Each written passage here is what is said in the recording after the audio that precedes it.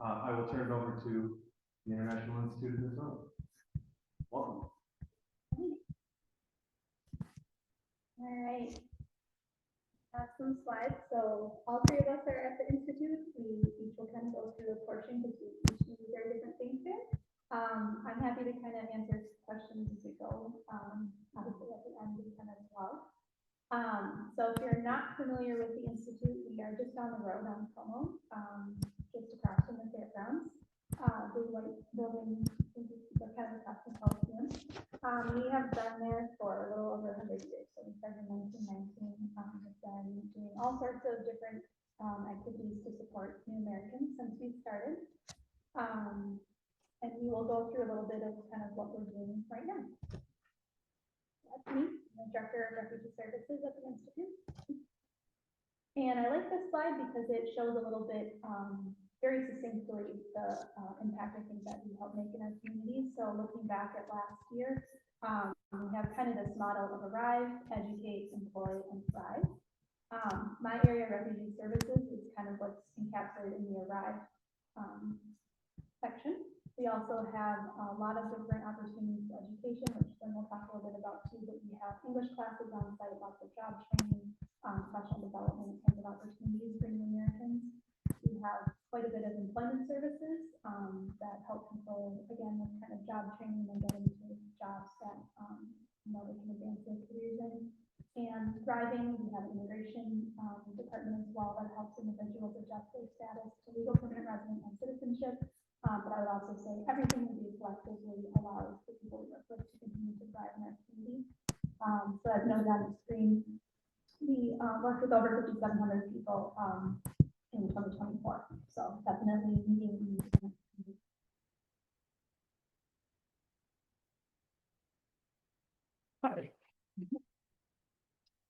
And this just shows you a little bit of the kind of who comprises those 5,700 people. So really worldwide, we can just kind of sub-Saharan Africa, close to 50% of the individuals we work with, but people from everywhere are coming to Minnesota, and we are really happy to welcome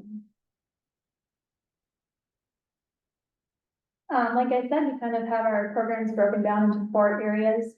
In Refugee Services, we have what historically has been the reception and placement program. Typically, when I talk about our work, I would go into detail about how a refugee comes to the United States and all of that. However, that program has been taught since January 20th, so we're going to focus more on kind of what we're currently doing, and then I can answer questions later. But in my area, we do a lot of case management. We help people navigate different services, including housing and healthcare. And then Emily will speak more about specifically our anti-trafficking program and youth support services.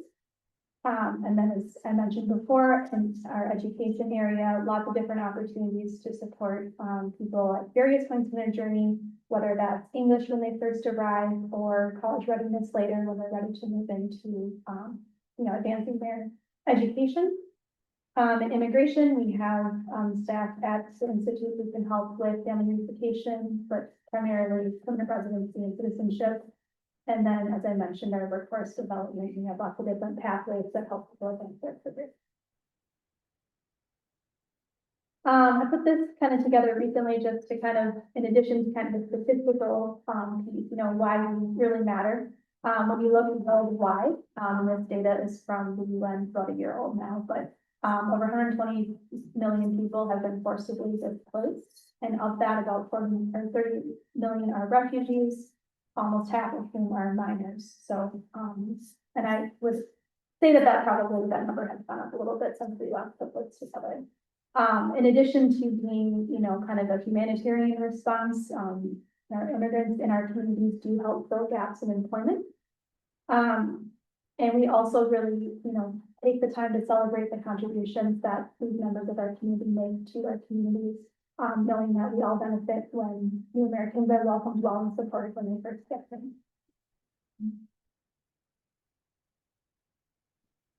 And then just for very brief definition, there's obviously lots of different immigration statuses, but one that I think sometimes gets conflated in the news and just can be kind of, misunderstood is refugee versus asylee.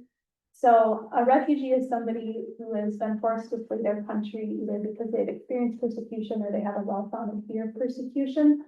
And that persecution is based on one of 5 categories: fear, race, religion, nationality, and then membership in a political or social group. Their status is determined before they ever get to the United States, and it is a pathway to citizenship. They're able to apply for a green card after 1 year of being here and citizenship after 5. An asylee might have the exact same story of persecution, but rather than getting approved through the refugee admissions program before getting here, they enter the country and then request asylum.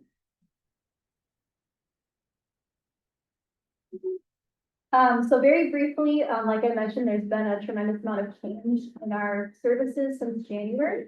On the first day of the Trump administration, there was an executive order that paused the resettlement program for 90 days, but it has been paused since then. It has not resumed. There also was then a stop work order later that week that told all the resettlement agencies like the Institute to stop work immediately.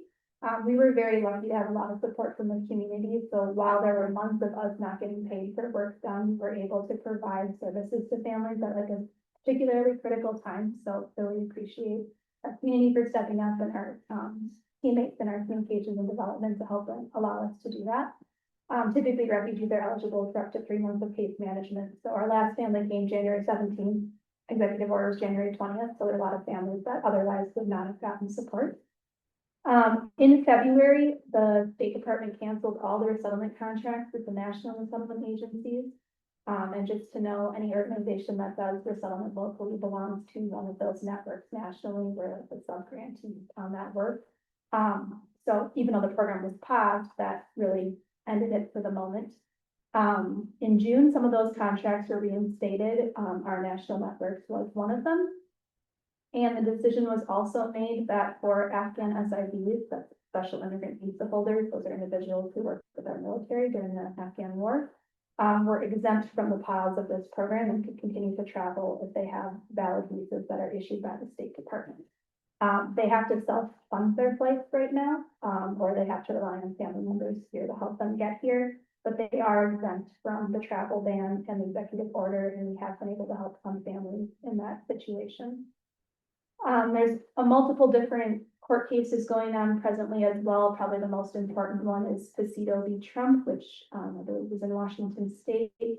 And at the time the Trump administration came into office, there were about 12,600 or so individuals who actually had flights scheduled for later in January, February, and March, who were then not allowed to come here. So this court case is particularly arguing that those who are conditionally approved to come to the United States should be allowed to do that. It is not really making any changes for anything. I think less than 200 people affected by that have been able to travel since this started, but that is something that could allow us to be able to do some work going forward. Most of our programming like this is federal, so we started fiscal year 26 a couple of weeks ago. I think I made this before the government shut down, so that's another layer here, but before October 1st, the presidential determination, which says how many people can come into the country as refugees each year, that was not passed. So that is one issue, and then the government shutdown is another. But the government needs to open back up, and then Congress or the president needs to say what the number of refugees that are allowed to come in is, because then Congress needs to appropriate the budget to do that work. So there's a couple layers there that would pause any resumption of the program. Even if the executive order from January that really paused the program was to be removed, or I don't know what the right word is for that. So in that time, my team is continuing to work with people who are still within their first year or 2 here, doing a lot of really helpful critical services, helping people navigate some of those next steps in their journeys. Some families have, started work and want to move, so we help them make sure they can connect with their landlords appropriately to avoid, paying lease breakage fees and stuff like that. So really continuing to walk alongside people, and I'm super proud of my team and grateful for them to, continuing to do this work, because we a lot smaller team now. I guess I kind of probably covered this. We are working a little bit with those Afghan special immigrant visa holders. There may be other individuals that are allowed to come, but again, that'll be outlined in the presidential determination, usually by region of the world. So we don't have any details on that. And we're just doing case management right now as we're able to, emphasizing connection to longer term services, which we always have done. And I'd also just like to highlight that we do a lot of problem solving with our families. We don't want to be telling people what to do or telling them what's best for them. We want to empower them to have information to make decisions that are best for their families, even if that's not necessarily how we would do something. So really working on that now too is, our families are obviously aware of the political climate and just helping them have accurate information so that they can do what they need to do. I think this is my last slide. We did start up a couple volunteer programs last year, and I just wanted to highlight one. It's our side-by-side program. It's essentially a co-sponsorship program. Initially, this was intended for when new arrivals would come. We would pair a team of 4 to 8 volunteers with a new family for their first 6 months here. Very much friendship, relational based to kind of complement the services that the case manager was providing for the first few months. And really had success with the 2 families that we were able to match with us before things changed. So we are working on, as we anticipate having some families from Afghanistan come, we really want to have this opportunity for those individuals, because not only is our capacity smaller in my team, but I think now more than ever, feeling welcome and that you belong in your community is really important. So that is something that we're continuing to do. Maybe we're going to send some stuff out in our upcoming newsletters, but really high level what we're doing in refugee services. And I think Emily is next after trafficking. Yes, I'm Emily. I am one of our anti-trafficking case managers. So our anti-trafficking team consists of a program manager, Andrea, another case manager, Elizabeth, and a housing case manager and an immigration attorney, or housing case manager, Ariel, and an immigration attorney, Rachel. That is our anti-trafficking team. So I'll start with case management, because that's who I am. I'm a case manager. Our case management services are for survivors of human trafficking, who are also foreign born, so new to America and living in Minnesota, and victims or survivors of sex and labor trafficking, any age, gender, race, or ethnicity. How we help is we really take an individual who is in a very vulnerable state, someone who is new to our country, and then trafficking has maybe caused them to be uninformed, misinformed, isolated, as well as just being new to the country. So they're not aware of the supports and services that are available in our community, the things that can kind of help them get out of that vulnerable state and go from victim to survivor, or really just empower themselves to not be really just empower themselves. Yeah, next slide. Talking about our services are for human trafficking survivors. So what is human trafficking? Human trafficking is a crime that involves the exploitation of a person for the purpose of compelled labor or a commercial sex act.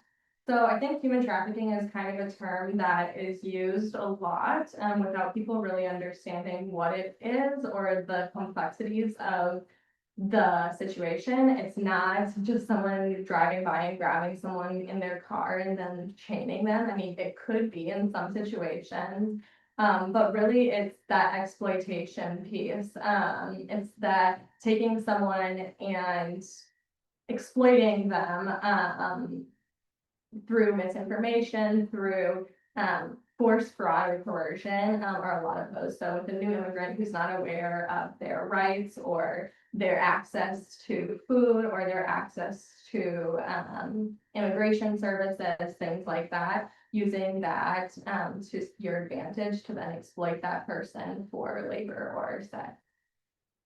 So specifically the vulnerabilities for migrants for human trafficking are language barriers, lack of knowledge and rights, fear of law enforcement, fewer social supports and connections, poverty, history of trauma and abuse, no legal status or work permit, fleeing dangerous or difficult situations, and discrimination. So there's a lot of different things listed there. I think the one I want to highlight is fleeing dangerous or difficult situations. Because when you're coming out of a really bad situation, say in your home country, you were in a job where you were being beaten and you were being abused and you weren't being paid, and then you come to the US and you're getting paid maybe $5, but you get housing and it's a little bit better than back home, that you don't know the fear of law enforcement and lack of knowledge of rights. You don't know that you can stay here if you apply for immigration status. You think your only way to stay here and not go back home is if you keep doing this. And so maybe, yeah, you don't have a meal every day, but you have a meal every week, and that's better than back home. So not really knowing what your other options are, that really makes you vulnerable. So we inform people and let them know what their options are and that there are ways out. And next slide, one of the biggest, oh, sorry, I'll get to it later, but one of the biggest ways out is getting legal status through a T visa. But quickly on the statistics, because I also think it's interesting, like I said, trafficking is kind of a coined term. You kind of have a picture in your mind of who would be susceptible to trafficking, but it's really anybody could be susceptible to trafficking. 88% of our cases involve labor trafficking, so it's not just sex trafficking. Labor trafficking is forced labor, so it's kind of like modern day slavery. So really immigrants without work permits, that's very, very vulnerable, makes them very vulnerable.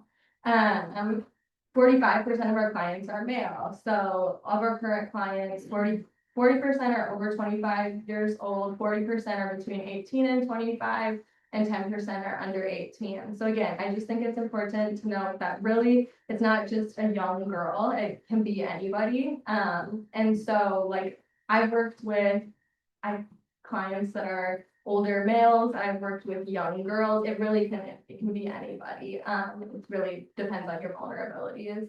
In many cases, the trafficker can be even a family member or close friend. So it's just trafficking is a lot more complicated and convoluted than what may be portrayed. It's very rare for victims to self-identify or know what's happening to them. The majority of our referrals are from other service providers or who are trained and educated. So again, it might be a family member who said, hey, you can come live with me in the US, you just have to work for me, but I'll give you a roof over your head and food to eat. They don't really know that that's not a legal situation. So yeah. Like I said, one of the biggest ways we help people is getting legal relief through T visas, and that's our wonderful immigration attorney, Rachel. We do offer other legal services that support that as well. We will screen we'll screen anybody to see if they qualify for a T visa, and that really helps with that identifying piece, knowing that that's what's happening to you and that you are eligible for a visa where you can potentially be independent on your own and have legal status to stay here.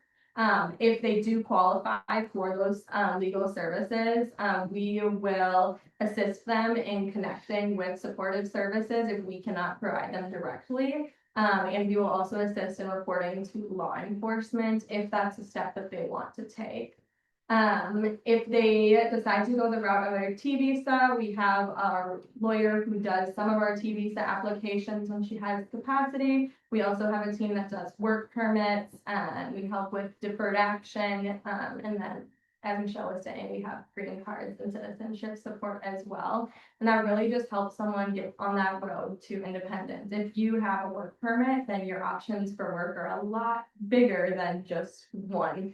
So you can it really just opens up your options. Also through a T visa, you are able to petition for your family member. I believe it's very limited. It's only your direct family, but you're able to petition for family members who are in your home country to come and support you. And that really is a key piece to helping someone who was a victim to feel supported and be able to kind of build up themselves and get on a better path for their future. So yeah, that's a little bit about our T visa, our T health immigrant status. It provides 4 years of lawful status, work authorization. You can apply for a green card, and it is a faster processing time when compared to other visas like the U visa. However, it is gotten slower as well. The T visa is taking about 2 to 3 years now. Give or take. But you also are eligible for public benefits, once you get your T visa, like EBT, housing benefits. You are eligible, so you are seen the same way as a refugee. You can qualify for benefits the same way as a refugee. So now your trafficker is no longer your only source of food. You also have an EBT card, and you can go to the grocery store and buy your own food. So it really, that immigration status is the biggest turning point that helps people get connected to support, yeah. But it does require that you report your trafficking to law enforcement in order to get that T visa. So we really support people in that process. It can be traumatizing, so we sit alongside with them, kind of coach them, can get them connected to mental health support. Talk to them before and after, do safety planning, risk assessments. Yeah, but that's what T visa, So how to refer to us? Like I said, trafficking is really complicated, and you're not all experts. So if you would like to refer to someone to us to see if they are a victim of human trafficking or qualify for services, you can do so. We also receive referrals from service providers, law enforcement. You can call the human trafficking hotline. We do get referrals directly from them. Other attorneys, our unaccompanied children's program, and also we sometimes have walk-ins directly from victims or survivors. So you can send referrals to our program manager, Andrea, or if you want legal services, that's just our general legal services line. And like I said, we can do screening to see if they are a victim of human trafficking. We can do that for any member of the community. If they qualify for our services, we'll then do an intake for case management, which I described, as well as a housing assessment. We have a housing program that can provide short-term rental assistance, and then create a service plan where we address where they're at now, where they want to be, and how we can connect them to supports in the community to get them there. And then legal services. If you want to get involved, you can, first of all, being informed, understanding what human trafficking is, and that there is more to it than is usually portrayed, is one of the biggest things that you can do. If you ever do suspect someone is experiencing trafficking, that's the hotline.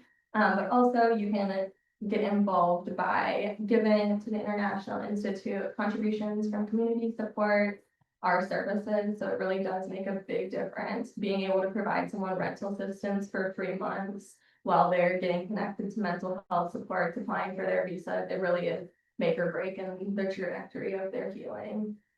Also volunteering, we have our programs like Michelle mentioned, and our clients participate in those. So bus buddies, and then the side-by-side program, things like that. But our bus buddies is one that our clients participate in. It's great. It teaches them how to get around the community. So now they don't just have one mode of transportation from a trafficker. Maybe now they know how to get in a bus and get themselves to a food shop or get themselves to school. So that one makes a big difference.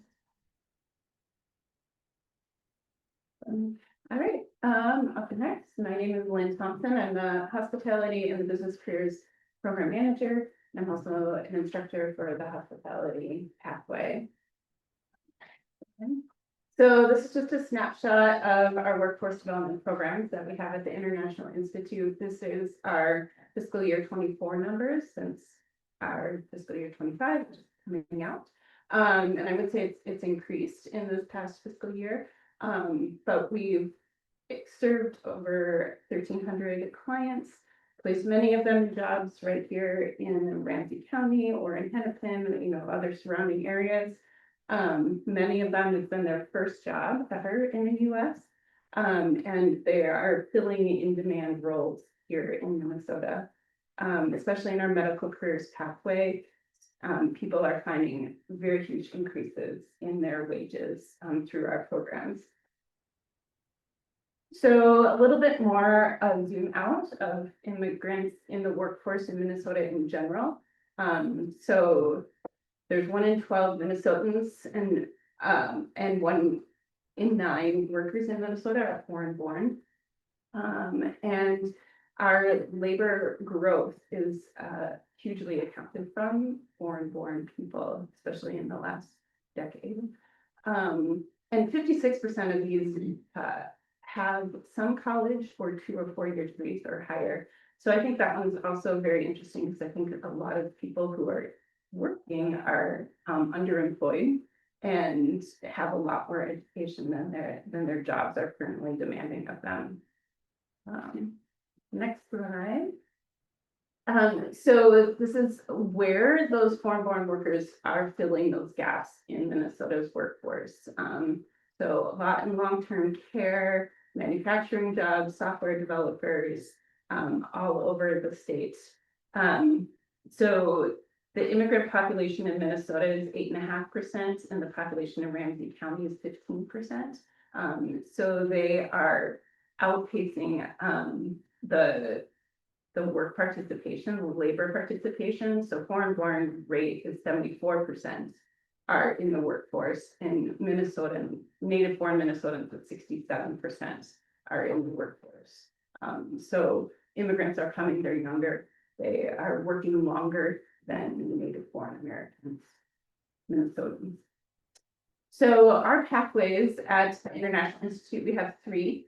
The hospitality pathway is really looking at those very limited English speakers looking for their very first job, entry-level positions. Classes that we offer are customer service, housekeeping, and dietary aid. We have a program where we really emphasize integrated education and training. So we're teaching them English as well as job skills to make them successful in the jobs that they are placed in. And our main emphasis always is to help them to grow in their careers and to find jobs where they can find job growth.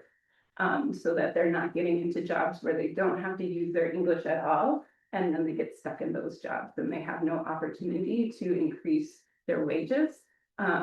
We always want career paths that are leading to those families sustaining wages. So that's why you can see as throughout the pathways, we're always wanting people to improve and grow. Even in the hospitality pathways, the average wage of our placements is $18.68, which is great. Apply Now workshops happen every week. So that's where after someone has gone through a class, our classes in the hospitality program are 6 weeks long. If they graduate, then they work with an employment navigator to find a job that works for them, for their schedule, for their life, family situation. And that happens a lot in those Apply Now workshops, which we're always looking for volunteers. So if you want to volunteer, great place to do it. The business pathway consists of 3 classes. Now we have a professional leadership training, the entrepreneurship training, and the office assistant. I would say in the leadership classes, those are where we're seeing a lot of people who have advanced degrees and extensive experience in professional jobs. Across the board, like we have everything from engineering, accounting, lawyers, doctors, educators, PhDs, a lot of people who worked in foreign aid and NGOs in other countries and are coming here trying to reskill, to enter the workforce and to use the experience and the education that they have amassed over their lifetime. The average age of those participants is about 40, 45. So they don't have time to go back to school. They don't want to go back and get another degree. They really want to be able to use the experience and the knowledge that they have in the workforce here in Minnesota. Our entrepreneurship training just started in January of 2024. it says 6 new businesses, now we're at 8, and continuing to grow all the time.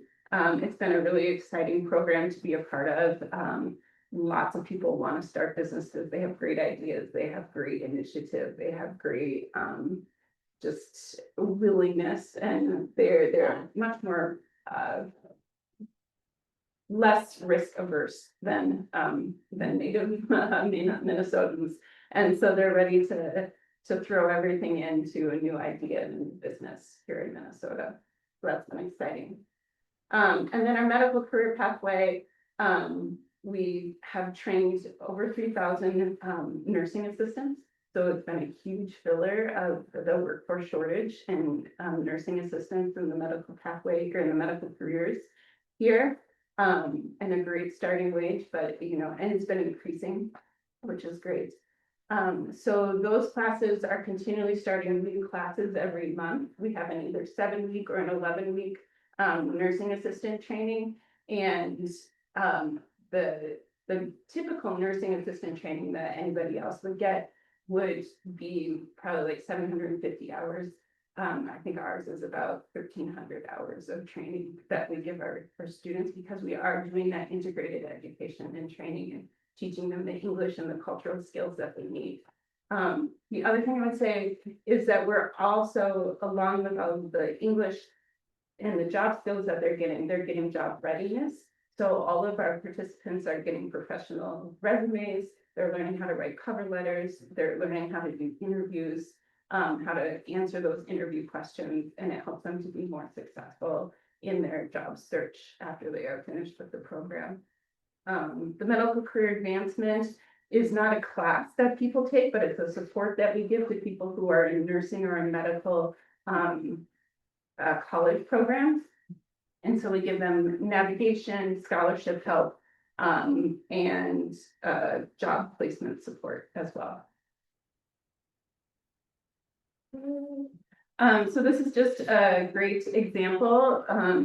This is Sandra. She came from Peru. She was a visual merchandiser for Puma, and then had to leave Peru and wanted to restart her career here in Minnesota, but was facing a lot of barriers when she arrived. And so she came to the Institute. She took English classes, she took college readiness, she took professional leadership, and she was able to find the support and help that she needed to face the barriers that she was facing here. She learned how to promote herself, how to talk about herself, how to network, and to practice her interview skills.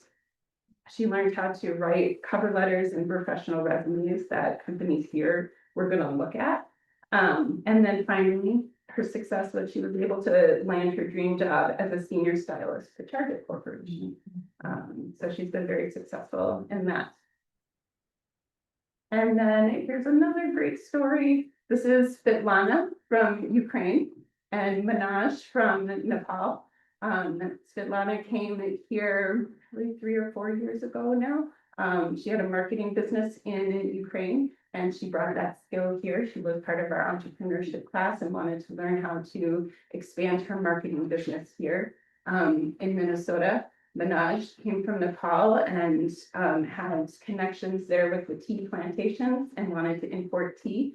And so they got together. He needed help with marketing. And so Svetlana was able to help him develop his website and work together. And now he is successful. He has a company called Himoko Tea. I highly recommend it. They have great tea. He does online orders. Yeah, so just another great success story of our entrepreneurship class, and how the students in the classes, especially in the professional leadership and the entrepreneurship, they really build a lot of bonds together and learn that community of support and how helpful that can be in making your way here in the United States. So great people that we get to work with. So opportunities for future partnership with the pathways. We do mock interviews with all of our classes, and so we're always looking for employers, hiring managers, anybody who has experience doing interviews to come in and practice interviewing with our students. We're also always looking for employer partners that we can reach out to and help make those placements and that onboarding a lot smoother. Our employment navigators work with many employers here in the area, making sure that the fit is right and that there's no miscommunication between the hiring manager and the student when they are looking for a job. And we also tour a bunch of places. We go to different hotels, we go to hospitals, we go to nursing homes, trying to give our students an idea of the jobs that are available and the jobs that will have those opportunities for growth long-term for them. So, yeah, that's it. Any questions? Thank you so much for your presentation. That was really great. We're gonna open it up for questions, but first I just want to say that, you know, to your presentation, when there was a slide up there about the workforce that these refugees are filling, the elder care, child care, those sorts of industries. Those are the most critical industries that the state needs workers in, so they're really serving an important need for our economy. Thanks for all your work. Do we have any questions for our presenters in the room or online? So your office is on Como, just south of the fairgrounds. Is pretty much all of your programming and volunteer opportunities mostly based out of that location as well? Yeah, I think most places would be the only exception, really, right? Or guess the mentorship program as well. yeah, if you're gonna have like a one-on-one or team relationship or with a client, it would probably be closest to them. But for the Sure. most part, all of our like classes and things are. When your clients normally get to your location? Bus. Bus, nice. We have a bus stop right across. Yeah, I'd say 80% of the students, especially in hospitality program, are dependent on public transportation. Which makes a huge difference in the jobs that they are looking for too, that all of them have to be on bus line.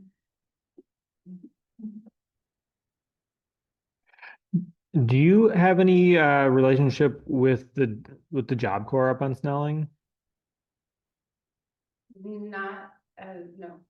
Because that's another organization in our neighborhood that we've had in the same kind of capacity at our meetings before, and we've built a relationship with. And what I know about them, and now what I'm learning about the International Institute, like the programming that's offered in the services, there's a lot of parallels, and even the career guidance tracks, and I know that they've built up a lot of connections over their history of finding employers and placements, and I'm sure some of your clients are young people that would fit into their potential demographic that they might serve too, and there could be some opportunity there. It's just Yeah. wheels turning in my head.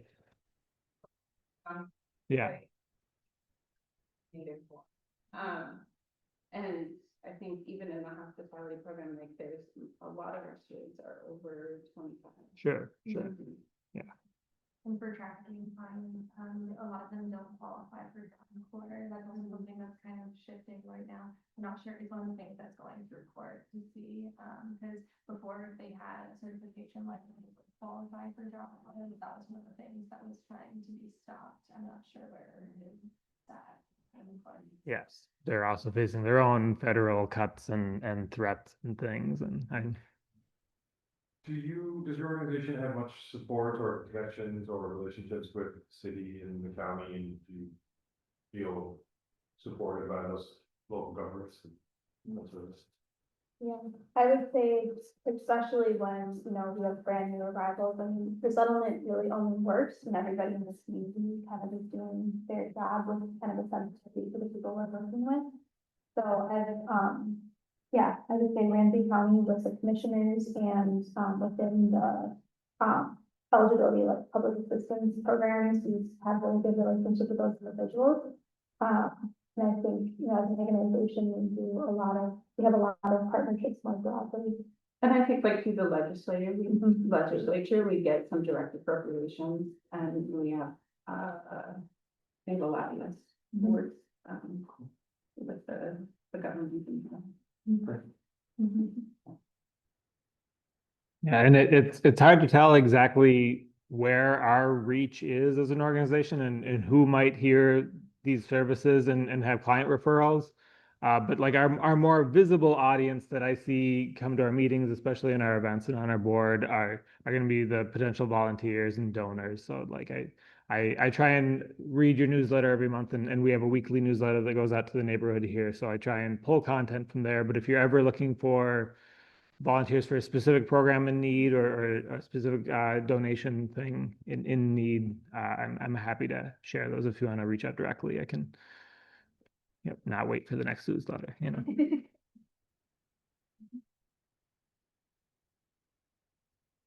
other questions?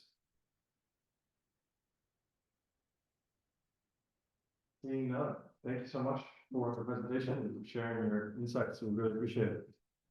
And I should mention if there's any call to actions or anything like that, that you could help us amplify because that's not. Great. I also feel the need to mention that there are cookies over on the table. I forgot to mention at the top. And some oranges and apples too, if anybody wants some of that. That was a good time. To the next agenda item. Thank you so much. Enjoy your evening. Yeah. Bye. Thank you. Yeah.